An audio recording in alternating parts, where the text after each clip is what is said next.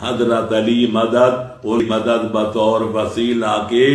جائز ہے، وہ اللہ کی بارگاہ میں سفارش کرتے ہیں، خالق کائنات اولاد دیتا ہے، وہ جائیداد مانگی جائے اللہ سے، آل محمد سفارش کر دیں تو اللہ جائیداد دیتا ہے، بیماروں کو شفا دیتا ہے۔ اللہ کی مدد یہ ہے کہ وہ اولاد عطا کرتا ہے، آل محمد کی مدد یہ ہے کہ وہ اللہ سے دلواتے ہیں، اللہ کی مدد یہ ہے کہ وہ روزی کا فضی کرتا ہے، آل محمد کی مدد یہ ہے کہ بطور وسیلہ اللہ کی بارگاہ میں عرض و نیاز کر کے